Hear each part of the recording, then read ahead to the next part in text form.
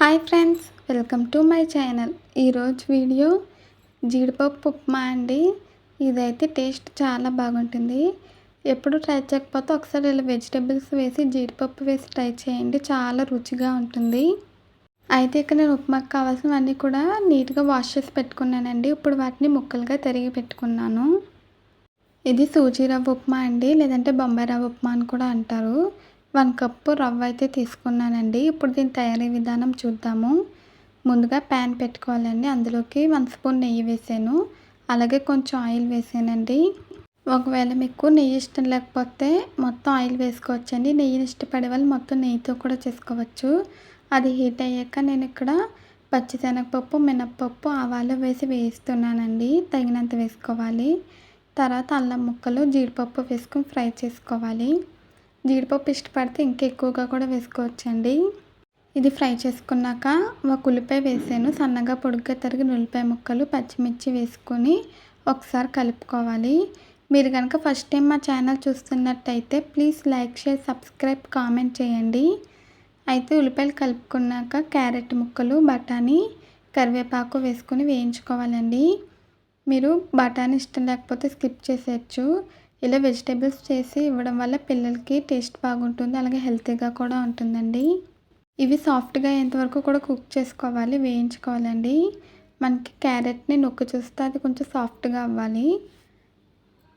అలాగే ఉల్లిపాయలు కూడా కలర్ చేంజ్ అవ్వాలండి, అప్పటి వరకు ఫ్రై చేసుకోవాలి. ఇప్పుడు మనకు ఫ్రై అయిపోయినాయండి. ఇప్పుడు ఇందులోకి వాటర్ వేసుకోవాలి. 1 కప్పు రవ్వకి నేను ఇక్కడ 3 గ్లాసెస్ వాటర్ వేసాను. నీళ్లు తగినంత వేసుకోవాలండి. నేనైతే 3 గ్లాసులు వాటర్ వేసాను. అంటే నేను కప్పుతో వేసానండి, కానీ అది 3 గ్లాసులు వాటర్ ఉంటుంది. తర్వాత రుచికి సరిపడా ఉప్పు వేసుకొని ఒకసారి కలుపుకోవాలి. ఉప్పు వేసాక సరిపోయిందో లేదో ఇప్పుడు ఒకసారి చూసుకోవాలండి. సరిపోకపోతే వేసుకొని కలుపుకోవాలి.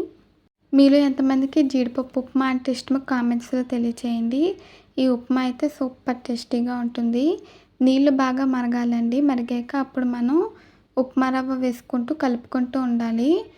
కలుపుతూ వేయడం వల్ల మనకి ఉండలు కట్టకుండా ఉప్మా బాగా వస్తుందండి.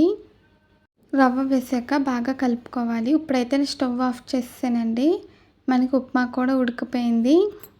ఇలా మెత్తగా సాఫ్ట్గా కుక్ చేసుకోవాలండి. కొంతమందికి ఉప్మా గట్టిగా ఇష్టపడతారు, కొంతమంది ఉప్మా కొంచెం పలచగా ఇష్టపడతారండి. దాన్ని జారు ఉప్మా అని అంటారు.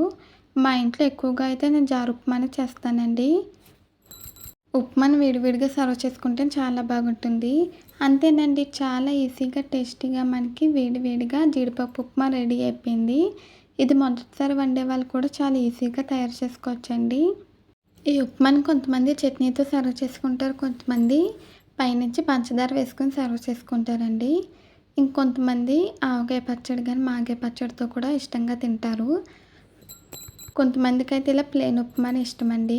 జీడిపప్పు ఉప్మా వీడియో మీకు నచ్చితే ప్లీజ్ లైక్ చేయండి, షేర్ చేయండి, సబ్స్క్రైబ్ చేయండి. మళ్ళీ కొత్త వీడియోతో కలుద్దాం. Bye friends.